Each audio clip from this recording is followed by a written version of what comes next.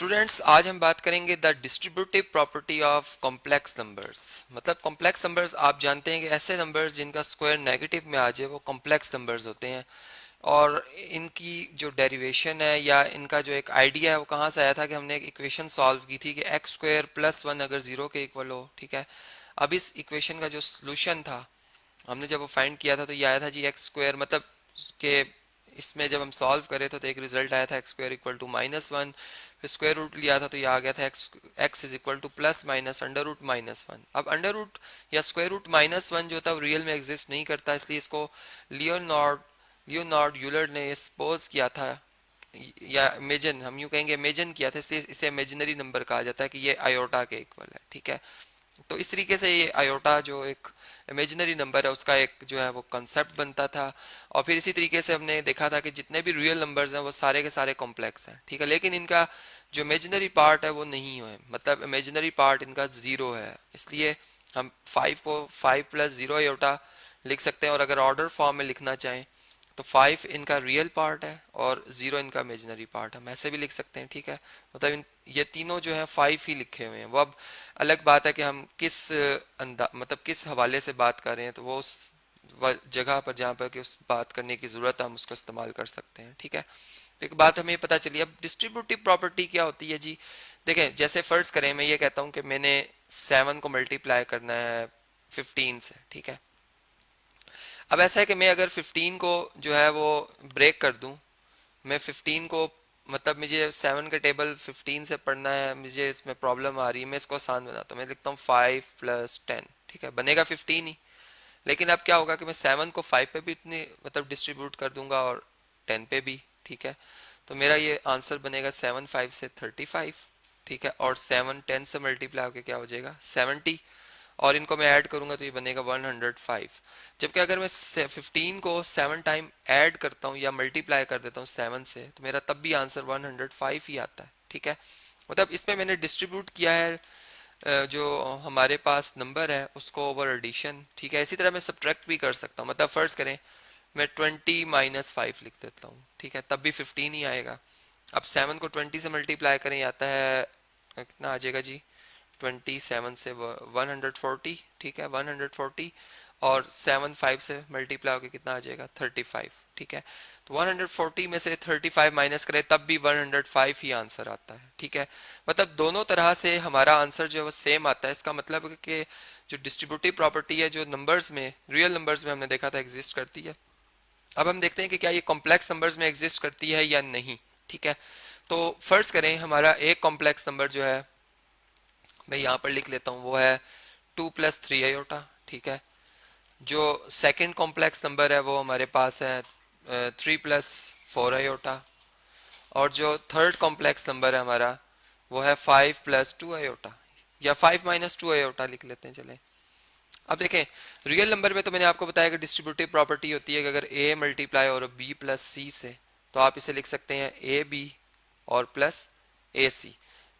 Where हम ये बात कर रहे होते हैं कि ए बी सी तीनों जो है वो हमारे क्या होने चाहिए, रियल नंबर्स होने चाहिए। ठीक है, ये तो हमने रियल नंबर में प्रॉपर्टी पढ़ी थी। अब इसी प्रॉपर्टी को मैं पढ़ाने जा रहा हूँ, ये समझाने जा रहा हूँ आपको जो है कॉम्प्लेक्स नंबर्स में। ठीक है, अब देखें, किसी भी कॉम्प्लेक्स नंबर को आप मल्टीप्लाई करना चाह रहे हो, आप फर्स्ट कर रहे हो कि आप अगर z1 को मल्टीप्लाई कर रहे हो सम ऑफ z2 + z3। ठीक है, तो इस प्रॉपर्टी के मुताबिक आप इससे मतलब इनका सम कर लो पहले। ठीक है, ब्रैकेट के मुताबिक सम कर लो, फिर z1 से मल्टीप्लाई कर लो, या आप z1 को z2 से मल्टीप्लाई कर लो, प्रोडक्ट ले लो मतलब, और फिर इसी तरह z1 को z3 से मल्टीप्लाई कर लो, ये प्रोडक्ट ले लो, और फिर इन दोनों का सम कर लो, आपका रिजल्ट सेम ही आएगा। ठीक है, तो अब हम अगर इसको सिंप्लीफाई करते हैं तो हम देख रहे हैं कि z1 किसके इक्वल है 2 + 3 आयोटा, जबकि इसके लिए चले मैं ब्रैकेट दूसरी यूज कर लेता हूँ, स्क्वायर ब्रैकेट। ये z2 जो हमारे पास है वो 3 + 4 आयोटा है। ठीक है, और z3 जो है वो हमारे पास क्या है जी 5 - 2 आयोटा है। ठीक है, अब देखें ये आ गया हमारे पास। अब इसी तरह अगर हम यहाँ पे देखें तो z1 हमारे पास क्या है 2 + 3 आयोटा। ठीक है, इसको आप मल्टीप्लाई कर रहे हैं z2 से 3 + 4 आयोटा से। ठीक है, फिर इसी तरह z1 आपके पास क्या है जी, z1 आपके पास है 2 + 3 आयोटा, 2 + 3 आयोटा, और आप इससे मल्टीप्लाई करो Z3 से 5 माइनस 2 आयोटा से, ठीक है। अब हम देखना है कि क्या ये जो हमारा ये लेफ्ट हैंड साइड है इसका आंसर और ये जो हमारी राइट हैंड साइड है इसका आंसर क्या ये इक्वल आते हैं या नहीं। अगर इक्वल आ गए तो इसका मतलब ये प्रॉपर्टी जो एग्जिस्ट करती है, अदरवाइज ये प्रॉपर्टी एग्जिस्ट नहीं करती। मैंने अपनी तरफ से कोई नंबर लिया, आप भी कोई भी कॉम्प्लेक्स नंबर ले लें, ठीक है। जैसा रियल नंबर में होल्ड करता है, अब हम देख रहे हैं कॉम्प्लेक्स नंबर में ऐसा है या नहीं। तो देखें इनका सम क्या बनता है।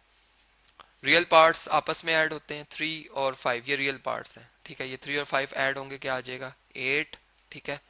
ये हमने इनको, बल्कि इसके ऊपर से मैं बार हटा देता हूँ, ये हमने ऐड किया, ये 8 आ गया।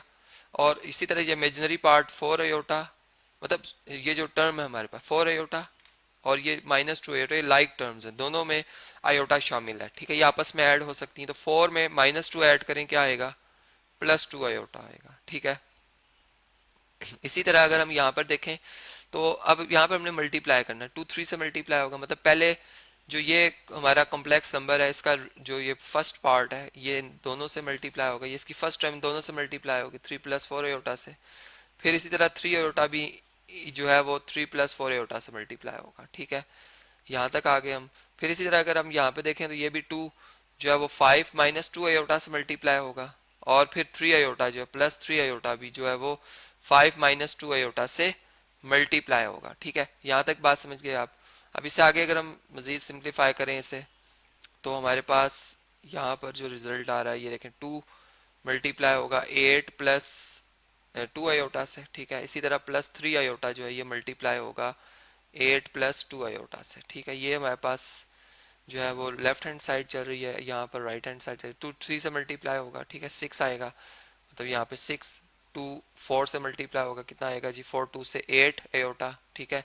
इसी तरह +3 आयोटा 3 से मल्टीप्लाई होगा, कितना आ जाएगा 9 आयोटा आ जाएगा। 3 जो है वो 4 आयोटा से मल्टीप्लाई होगा तो 12, और आयोटा आयोटा 2 टाइम्स स्क्वायर हो जाएगा। इसी तरह 2 5 से मल्टीप्लाई होकर 10, 2 जो है वो 2 से मल्टीप्लाई होके 4 आयोटा। इसी तरह फिर अगर हम इससे मज़ीद आगे देखें तो ये हमारे पास, इसके लिए स्क्रीन के लिए थोड़ी सी जगह मैंने निकाली, यहाँ से ये 3 आयोटा 5 से 15, ठीक है। और 3 2 से -6, मतलब माइनस प्लस माइनस होते हैं, और आयोटा स्क्वायर, ठीक है। अब आयोटा स्क्वायर जो है ये आप जानते हैं ये -1 के इक्वल होता है, ठीक है। जहाँ जहाँ आयोटा स्क्वायर आएगा उसकी जगह में -1 लिखूंगा। तो अब इससे नेक्स्ट जब हम चलेंगे यहाँ से 2 8 से मल्टीप्लाई होके कितना आएगा 16, 2 2 से ये जो 2 है इससे मल्टीप्लाई होके कितना आ जाएगा 4 आ जाएगा, ठीक है, +4 आएगा आयोटा। इसी तरह 3 आयोटा 8 से मल्टीप्लाई होके कितना आ जाएगा 24 आयोटा, और 3 जो है वो 2 से मल्टीप्लाई होके कितना आ जाएगा 6 आयोटा स्क्वायर आ जाएगा, ठीक है। अब देखें यहाँ पर ये 10 और ये 6 ये तो आपस में ऐड होके कितने हो जाएंगे 16, और 8 आयोटा और 9 आयोटा, और यहाँ पे अगर देखें तो 15 और -4, 12 और 9, ये अगर हम दोनों का ऐड करें 21 बनता है। 21 में अगर आप 15 ऐड कर लें, 21 में अगर आप 15 ऐड करें 36 बनता है, और 36 में से आप 4 माइनस कर दें तो ये बनता है 32, ठीक है। इसका मतलब 32 आयोटा आ रहा है हमारे पास यहाँ पर, प्लस बड़ी मतलब 32, 4 माइनस करने के बाद 32 आयोटा आ जाएगा। और यह देखें अगर आप तो 12 आयोटा स्क्वायर है, आयोटा स्क्वायर -1 के इक्वल होता है, मतलब 12 जो है +12 -1 से मल्टीप्लाई होकर -12 हो जाएगा, ठीक है। इसलिए यहाँ पर मैं क्या लिख रहा हूँ -12, और इसी तरह -6 जब माइनस आयोटा स्क्वायर से मल्टीप्लाई होगा जो कि -1 है तो ये +6 हो जाएगा, ठीक है। तो यहाँ पे अगर आप देखें तो ये यहाँ पर अगर हम देखें तो इससे ये हमारे पास क्या बनता है 16, ठीक है। और ये यहाँ से अगर -6 आ जाएगा, 24 और 4 कितने होते हैं 28 आयोटा, ठीक है। और यहाँ पे क्या आ जाएगा 16, ये -6 आ जाता है, +32 आयोटा, ठीक है, 32 आयोटा। यहाँ पर एक और रिजल्ट भी देख लेते हैं कि ये हमारे पास जो कैलकुलेशन हमने की है इसमें कहीं गलती तो नहीं रह गई कोई। ऐसा ये 12 ये 9 बनता है, ये 8 बनता है, 8 + 9 17, 17, और यहाँ पर अगर आप देखें तो ये 15, 17 और 15 बनते हैं कितने जी 17, और अगर हम 15 ऐड करें 32 बनते हैं, ठीक है। 32 में से अगर हम 4 माइनस करें, सॉरी ये 28 बनता है। यहाँ पर ये करेक्शन कर लेते हैं, ये ये जो है ये करेक्शन आ रही है जी, यहाँ पर ये 28 बनता है, ठीक है। तो इसको हम ठीक कर लेते हैं, ये 28 आयोटा और ये भी 28 आयोटा। तो इस तरह से ये देखें तो ये बनता है 10 प्लस 28 आयोटा और ये भी 10 प्लस 28 आयोटा जो कि बराबर है।